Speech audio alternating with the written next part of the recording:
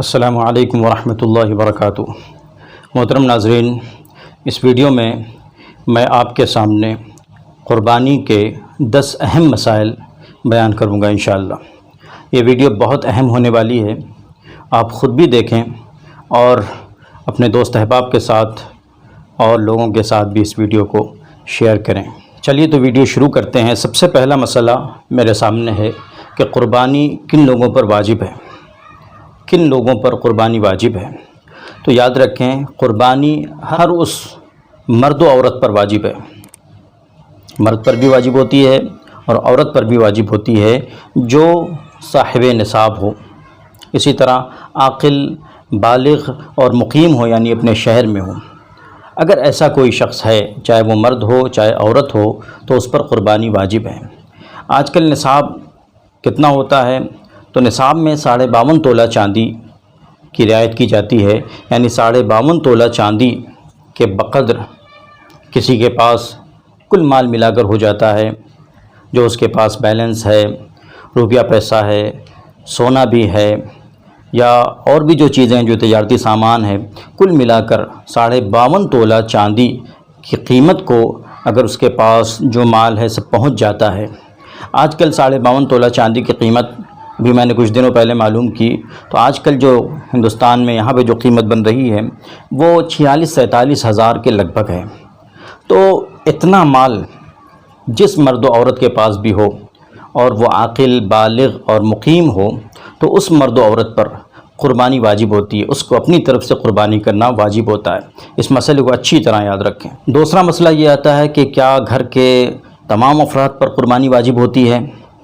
اکثر یہ پوچھا جاتا ہے کہ گھر کے بڑے نے قربانی کر دی، ایک شخص کی طرف سے قربانی ہو گئی تو سب کی طرف سے قربانی ہو گئی، یا گھر کے تمام افراد پر قربانی واجب ہوتی ہے؟ تو یاد رکھیں کہ گھر میں جتنے بھی افراد ہوں اور جتنے بھی مرد ہوں، خواتین ہوں، سب الگ الگ اگر کہتے ہیں صاحب نصاب ہیں، اتنا مال ہے جو میں نے ابھی بیان کیا، یعنی 52.5 تولہ چاندی کہ قیمت کو اتنا مال ان کے پاس جو مال ہے وہ پہنچ جاتا ہے، کل ملا کر بینک بیلنس اور تجارتی سامان، ضرورت سے زائد چیزیں، یہ تمام جو ہے اتنا پہنچ جاتا ہے جس کی کل قیمت 52.5 تولہ چاندی کو پہنچتی ہے، جو آج کی ڈیٹ میں 46-47 ہزار کے قریب بنتی ہے۔ تو اتنا مال گھر کے جتنے افراد ہیں ان میں سے جس کے پاس بھی اتنا مال ہوگا ان پر الگ الگ قربانی واجب ہوگی، چاہے وہ مرد ہوں چاہے وہ خواتین ہوں، سب پر الگ الگ قربانی واجب ہوگی۔ ایسا نہیں ہے کہ گھر کے ایک فرد نے ایک بکرا قربانی کر دیا تو سب کی طرف سے کفایت ہو گئی۔ جس پر قربانی واجب ہوگی اس پر اپنی طرف سے قربانی کرنا واجب ہوگا۔ اگر جو گھر کا بڑا ہے اس کے پاس وہ صاحب نصاب ہے تو وہ اپنی طرف سے قربانی کرے گا، اور اگر جو اولاد ہیں وہ صاحب نصاب ہیں، ان کے پاس اتنا مال ہے تو وہ اپنی طرف سے قربانی کریں گے۔ اسی طرح جو بیٹیاں ہیں وہ صاحب نصاب ہیں تو وہ اپنی طرف سے قربانی کریں گی۔ تو یہ مسئلہ اچھی طرح ذہن نشین رکھنا چاہیے کہ گھر میں جتنے افراد ہیں سب کی الگ الگ جو حیثیت ہے وہ دیکھی جائے گی۔ اگر سب صاحب نصاب ہیں تو سب کو اپنی طرف سے قربانی کرنا واجب ہوگا، ورنہ جو بھی صاحب نصاب ہوں گے ان کو اپنی طرف سے قربانی کرنا واجب ہوگا۔ گھر میں ایک قربانی کر دینا کسی ایک کی طرف سے یہ کافی نہیں ہوگا، تو اس کو اچھی طرح دیکھ لینا چاہیے۔ یہ دوسرا مسئلہ تھا۔ تیسرا مسئلہ یہاں پر ہے شادی شدہ عورت پر قربانی۔ تو عام طور پہ جب عورتوں کی، بچیوں کی جب شادی ہو جاتی ہے تو ان کے پاس اتنا مال آ جاتا ہے، کچھ شوہر کی طرف سے کچھ مال آ جاتا ہے، منہ دکھائی میں ان کو اتنا پیسہ مل جاتا ہے، اسی طرح کچھ زیورات ان کو گھر کی طرف سے مل جاتے ہیں، یا لڑکے کی طرف سے تو خیر عاریتاً دیے جاتے ہیں، اگر مالک بنا دیا گیا تو لڑکے کی طرف سے بھی جو مال اور جو زیور دیا گیا وہ لڑکی کا تصور کیا جائے گا۔ تو کل ملا کر اگر شادی شدہ کوئی عورت ہے اور اس کے پاس اتنا مال جمع ہو جاتا ہے جو 52.5 تولہ چاندی کی قیمت کو پہنچتا ہے، جس کی قیمت آج کی ڈیٹ میں لگ بھگ 46-47 ہزار بنتی ہے، اگر اتنا مال ہے، ضرورت سے زائد ہے، قرض سے پاک ہے، تو پھر اس شادی شدہ عورت پر، اس شادی شدہ لڑکی پر اپنی طرف سے قربانی کرنا واجب ہوگا۔ یاد رکھیں، سال گزرنا بھی ضروری نہیں ہوتا ہے، بس قربانی کے دنوں میں اتنا مال آ گیا جو 52.5 تولہ چاندی کی قیمت کو پہنچ رہا ہے، ضروریات سے زائد ہے، قرض سے پاک ہے، تو پھر اس شادی شدہ عورت پر اپنی طرف سے قربانی کرنا واجب ہوگا۔ یہ مسئلہ ہے۔ چوتھا مسئلہ یہ ہے کہ یہ یاد رکھنا چاہیے کہ قربانی کے لیے جو مال ہے اس پر سال گزرنا ضروری نہیں ہے. یعنی ابھی قربانی کے دنوں میں مثلا جو 3 دن ہیں قربانی کے، 10 ذی الحجہ، 11 اور 12 ذی الحجہ، جو 3 دن قربانی کے، اگر ان دنوں میں بھی بلکہ 12 ذی الحجہ کو بھی آپ کے پاس کہیں سے اتنا مال آ جاتا ہے، کسی نے ہدیہ کر دیا یا آپ کی اپنے تجارت کی بڑا نفع ہو گیا یا بینک بیلنس آپ کے پاس اتنا ہو گیا، کہیں سے بھی اتنا مال آ گیا، 12 تاریخ کو بھی آ گیا، جتنے پہ جو صاحب نصاب ہو جاتا ہے آدمی، 52.5 تولہ چاندی کی قیمت کو جو مال پہنچ جاتا ہے اور قرض سے پاک ہے اور ضروریات سے پاک ہے، ضروریات اصلیہ سے پاک ہے، اس میں ضروریات اصلیہ متعلق نہیں ہیں، تو پھر اس شخص پر قربانی واجب ہو جائے گی. سال گزرنا قربانی کے کرنے کے لیے، قربانی کے واجب ہونے کے لیے مال پر سال گزرنا ضروری نہیں ہے. اچھی طرح یاد رکھیں. جی ہاں، قربانی کرنا واجب ہوگا چاہے اس پر سال نہ گزرا ہو، اور چاہے اسی دن یعنی قربانی کے آخری دن اتنا مال حاصل ہو گیا، پھر بھی اس پر قربانی واجب ہو جائے گی. جس کے پاس اتنا مال آ گیا اور اس کو قربانی کا جانور خرید کر کے قربانی کرنا ضروری ہوگا. ایک سوال یہ پوچھا جاتا ہے کہ بڑے جانور میں 7 افراد شریک ہوتے ہیں، تو کیا اگر 7 افراد سے کم لوگ شریک ہو رہے ہیں، مثلا کیا کوئی شخص اکیلا اپنی طرف سے ایک بڑے جانور کی قربانی کر سکتا ہے، یا 2-3 لوگ اس میں شریک ہیں، 4 لوگ شریک ہیں، 5 لوگ شریک ہیں، بہرحال 7 لوگوں سے کم ہیں، تو کیا درست ہوگا؟ لوگ اس میں کنفیوژن کا شکار رہتے ہیں اور پوچھتے ہیں. تو یاد رکھیں کہ زیادہ سے زیادہ بڑے جانور میں 7 آدمی شریک ہو سکتے ہیں، جن میں سے کسی کا حصہ کسی دوسرے سے کم نہیں ہونا چاہیے، سب لوگوں کا حصہ برابر ہو. تو ایسے 7 افراد بڑے جانور میں شریک ہو سکتے ہیں، زیادہ سے زیادہ، یعنی 8 نہیں ہو سکتے. کم اگر ہیں تو کوئی بات نہیں ہے، بلکہ ایک لحاظ سے زیادہ مال خرچ ہوگا تو ایک لحاظ سے بہتر ہی ہوگا. تو اگر کم افراد ہیں بڑے جانور میں شریک ہونے والے 7 سے کم ہیں، اور کسی کا بھی حصہ، یاد رکھیں کسی کا بھی حصہ 7ویں حصے سے کم نہیں ہے، تو پھر قربانی درست ہوگی. کسی بڑے جانور میں ایک آدمی اپنی طرف سے کر سکتا ہے 2 3 4 5 6، جتنا 7 سے کم افراد بھی اس میں شریک ہو سکتے ہیں. زیادہ سے زیادہ بڑے جانور میں صرف 7 افراد شریک ہوں گے، لیکن کسی کا حصہ 7ویں حصے سے کم نہیں ہونا چاہیے. یہ ایک مسئلہ ہے. چھٹا مسئلہ ہے کہ بکرا 1 سال سے کچھ کم کا ہے، تو اس کی قربانی کر سکتے ہیں کہ نہیں کر سکتے ہیں. یاد رکھیں بکرا 1 سال سے کچھ کم کا ہے، چاہے ایک ہی دن کم کیوں نہ ہو، قمری تاریخ کا اعتبار ہوگا تو اس کی قربانی نہیں کر سکتے. بکری کی قربانی نہیں کر سکتے، خصی اور بکری کی قربانی نہیں کر سکتے اگر ان کی عمر سال پورا ہونے میں 1 دن بھی کم ہے. اس کا معاملہ دمبا، بھیڑ یا میڈھا اس سے مختلف ہے، بکرے کا معاملہ اور خصی کا معاملہ. جی ہاں، دمبا، بھیڑ یا جو ہے میڈھا جو ہوتا ہے وہ اگر 6 مہینے کے بھی ہیں اور کافی تندرست ہیں کہ 1 سال کے معلوم ہوتے ہیں، تو ان کی قربانی درست ہو سکتی ہے. اس پر بکرا اور بکری کو اور خصی کو قیاس نہیں کیا جائے گا.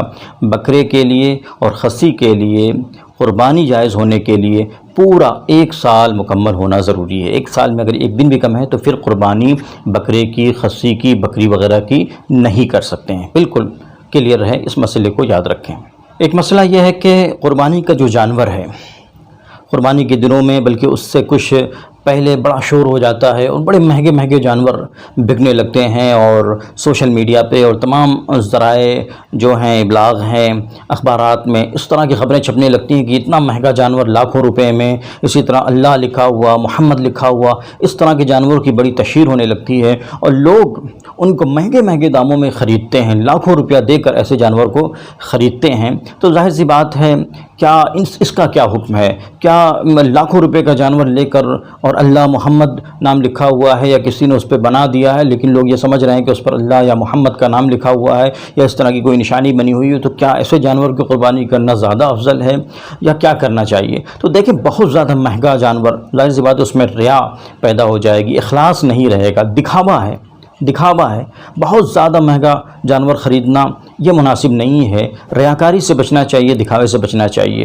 ہاں، جانور بالکل سستا بھی نہ ہو کہ لوگ یہ کہیں کہ بس کسی طرح فارمیلٹی ادا کرنا ہے، کسی طرح جو ہے ایک فرض ہے اس کو سر سے اتارنا ہے، بلکہ جانور ہمیشہ معتدل انداز کا ہونا چاہیے، معتدل ہونا چاہیے. نہ بہت زیادہ سستا ہو، نہ بہت زیادہ مہنگا ہو، بلکہ درمیانے قسم کا جانور ہو، میڈیم قسم کا جانور ہو. ایسا جانور ہمیشہ پسندیدہ ہوتا ہے اور اعتدال کی چیز جو درمیانی جو چیز ہوتی ہیں یہ اللہ اور رسول کو زیادہ محبوب ہیں، لہذا اس کا خیال رکھیں، نہ بہت زیادہ سستا جانور قربانی کے لیے منتخب کریں کہ بالکل اونے پونے داموں میں اور بہت کمزور قسم کا جانور آپ نے خرید لیا، یہ بھی بالکل درست نہیں ہے، اس سے بچنا چاہیے، یہ ایک طرح سے مذاق ہو جاتا ہے، ایسا بھی نہیں۔ اور بہت مہنگے جانور خریدنا، لاکھ روپے کا جانور، 50,000 کا بکرا یا 1.5 لاکھ کا بکرا، اس طرح خرچہ کرنا، اور بڑے قد و قامت کا بکرا، بہرحال اس کی عمر دیکھ لینی چاہیے، اور پھر جو معتدل انداز کا جو بکرا ہے، جو بہتر ہے، تندرست ہے، صحت مند ہے اور میانہ ہے، درمیانے قسم کا بکرا، اس کی قربانی کرنی چاہیے، نہ بہت زیادہ سستا بکرا اور بہت زیادہ سستا جانور ڈھونڈنا چاہیے، اور نہ بہت زیادہ مہنگے کے پیچھے پڑنا چاہیے، درمیان کا راستہ اختیار کرنا چاہیے۔ اللہ تعالیٰ دلوں کے حال سے واقف ہے، تو یہ مسئلہ اچھی طرح سمجھنے کی ضرورت ہے۔ ایک مسئلہ یہ بھی پیش آتا ہے کہ قربانی کے جانور کو ذبح کرنے کے تعلق سے کہ مولوی صاحب کو ڈھونڈا جاتا ہے، حافظ جی کو ڈھونڈا جاتا ہے، اچھی بات ہے، مولوی صاحب اگر کوئی مل رہے ہیں، حافظ جی مل رہے ہیں، تو وہ دعا پڑھ کے جو ہوتی ہے، جو دعا ہے انی وجہت وجہی، یہ جو دعا ہے انی وجہت وجہی للذی فطر السماوات والارض حنیفا وما انا من المشرکین ان صلاتی ونسکی ومحیای ومماتی للہ رب العالمین لا شریک لہ وبذلک امرت وانا اول المسلمین، یہ دعا پڑھ کر پھر بسم اللہ اللہ اکبر پڑھ کے چھری پھیری جاتی ہے، یہ دعا پڑھ کر قربانی کی جاتی ہے۔ تو چونکہ یہ دعا اکثر لوگوں کو یاد نہیں رہتی ہے، تو مولوی صاحب کو تلاش کیا جاتا ہے، حافظ جی کو تلاش کیا جاتا ہے، مولانا صاحب کو تلاش کیا جاتا ہے، تاکہ وہ ٹھیک ہے، اگر اس طرح وہ لوگ دستیاب ہو جاتے ہیں تو ٹھیک ہے۔ یہ یاد رکھنا چاہیے کہ قربانی کی یہ دعا پڑھنا جو ہے سنت ہے، مستحب ہے، یہ دعا پڑھی جائے، پھر بسم اللہ اللہ اکبر کہہ کر چھری پھیری جائے اور جانور کو ذبح کیا جائے۔ لیکن یاد رکھیں کہ اگر یہ دعا نہیں پڑھی کسی نے اور یوں ہی بسم اللہ اللہ اکبر پڑھ کے ذبح کر دیا تو بھی قربانی حلال ہو جائے گی، قربانی کا جانور حلال ہو جائے گا۔ قربانی کا جانور حلال کرنے کے لیے بسم اللہ اللہ اکبر پڑھنا کافی ہوتا ہے۔ جو شروع میں جو دعا پڑھی جاتی ہے سنت ہے، اس کا پڑھنا سنت ہے، اس دعا کو یاد کر کے اس دعا کو پڑھنا چاہیے۔ اس میں اپنی اطاعت کا اظہار کیا گیا ہے کہ ہماری قربانی، ہمارا مرنا، ہمارا جینا، ہماری نماز سب اللہ کے لیے ہیں اور ہم اللہ کے اطاعت گزار ہیں، اللہ کے فرما بردار ہیں، اس بات کا اقرار اس میں ہے۔ اور بھی لوگ اس دعا کو یاد کر سکتے ہیں، بہت آسان دعا ہے، 2 مرتبہ 3 مرتبہ پڑھ لیں تو انشاءاللہ یاد ہو جائے گی، یا اس کو کاغذ پہ آپ لکھ کر، اسی کاغذ پہ لکھ لیں، اس کو دیکھ کر پڑھیں، اس کے بعد پھر بسم اللہ اللہ اکبر پڑھ کے ذبح کریں۔ بہرحال اگر یہ دعا کوئی بھول جاتا ہے، جو دعا میں نے ابھی آپ کے سامنے پڑھی انی وجہت وجہی للذی فطر السماوات والارض حنیفا، آخر تک یہ جو دعا ہے اگر کوئی بھول جائے تو بھی قربانی درست ہو جائے گی اگر اس نے بسم اللہ اللہ اکبر پڑھ کے نیت پہنچائی ہے۔ یہ مسئلہ ہے، اس کو یاد رکھیں۔ کچھ لوگ قربانی کے جانور کو، جو ظاہر سی باتیں ناواقف ہوتے ہیں، وہ جذبات میں آ کے یا مذاق میں گالی دے دیتے ہیں۔ بہت افسوسناک رویہ ہے، اور بہت افسوس اور بہت بڑے گناہ کی بات ہے کہ قربانی کے جانور کو، کسی بھی جانور کو آپ کو برا بھلا نہیں کہنا ہے۔ جانور تو بیچارے معصوم ہوتے ہیں، لا عقل ہیں، ان کے پاس عقل نہیں ہے، وہ تو جانور ہی ہیں۔ اب ان کو گالی دینا، ان کو برا بھلا کہنا یا ان کو بلا وجہ مارنا، یہ کسی طرح درست نہیں ہے۔ تو قربانی کے جانور کو بھی گالی دینا، خاص طور سے جب قربان گاہ کی طرف لے جایا جاتا ہے اور مذبح کی طرف لے جایا جاتا ہے اور جانور ذرا شرارت کرتا ہے یا نہیں چلتا ہے، تو لوگ جو ناواقف ہوتے ہیں، ظاہر سی بات ہے، وہ جانور کو برا بھلا کہتے ہیں۔ یہ رویہ ایک دم صحیح نہیں، اس سے باز آنا چاہیے۔ بھائی قربانی ہم اللہ کے لیے کر رہے ہیں، ثواب حاصل کرنے کے لیے کر رہے ہیں، تو قصائی کو بھی، جو آپ کے ساتھ معاونین ہیں، ان کو بھی اس بات کا پابند بنائیں کہ بھائی دیکھیے جانور کو برا بھلا نہیں کہنا ہے، جانور کو برا بھلا نہیں کہنا ہے، جانور تو بیچارہ معصوم ہے، اس کو کیا سمجھ ہے، تو اس کو برا بھلا نہیں کہنا ہے، اس کا خیال رکھنا چاہیے۔ آخری اور 10واں مسئلہ اس ویڈیو کا یہ ہے کہ حضور پاک علیہ الصلوۃ والسلام کی طرف سے قربانی کرنا۔ اپنی طرف سے واجب قربانی کرنے کے بعد، سب سے پہلے اگر قربانی واجب ہے کسی پر، کسی مرد و عورت پر، تو اس پر یہ ضروری ہے کہ وہ اپنی طرف سے قربانی کرے۔ اپنی واجب قربانی کرنے کے بعد اگر اس کے پاس وسعت ہے، کسی کے پاس اتنی وسعت ہے، اتنی گنجائش ہے کہ وہ حضور پاک علیہ الصلوۃ والسلام کی طرف سے قربانی کر سکتا ہے، ایک نام اور قربانی کر سکتا ہے، تو ضرور حضور پاک علیہ الصلوۃ والسلام کی طرف سے قربانی کرنی چاہیے۔ یہ ہمارے لیے عقیدت کی بات ہوگی، حضور پاک علیہ الصلوۃ والسلام کے تئیں ہمیں جو محبت ہے، ہمارے دلوں میں جو بے پناہ عقیدت ہے حضور صلی اللہ علیہ وسلم کی، اور آپ کے جو احسانات ہیں، ظاہر سی بات ہے اگر کسی کے پاس وسعت ہے، گنجائش ہے، تو اس کو حضور پاک علیہ الصلوۃ والسلام کی طرف سے ضرور قربانی کرنی چاہیے، اس میں بڑھ چڑھ کے حصہ لینا چاہیے۔ اللہ کے رسول صلی اللہ علیہ وسلم نے حضرت علی رضی اللہ تعالیٰ عنہ کو تاکید فرمائی تھی، اور وہ ہر سال حضور صلی اللہ علیہ وسلم کی طرف سے بھی ایک قربانی اور ایک میڈھے کو قربان کیا کرتے تھے اور اپنی طرف سے قربانی کیا کرتے تھے۔ تو اگر گنجائش ہے تو حضور پاک علیہ الصلوۃ والسلام کی طرف سے اور اپنے مرحومین کی طرف سے ضرور قربانی کرنی چاہیے۔ تو یہ 10 اہم مسائل تھے جو میں نے ایک ویڈیو میں بیان کر دیے ہیں۔ ویڈیو یقیناً لمبی ہو گئی ہے، آپ نے اپنا قیمتی وقت دیا، اس کے لیے میں شکر گزار ہوں۔ اس ویڈیو کو اپنے دوستوں کے ساتھ بھی شیئر کریں تاکہ ان کو بھی ایک ہی ویڈیو میں مختلف مسائل جو ضروری ہیں قربانی کے تعلق سے ان سے واقفیت ہو جائے۔ دعا میں یاد رکھیں۔ والسلام علیکم ورحمۃ اللہ وبرکاتہ۔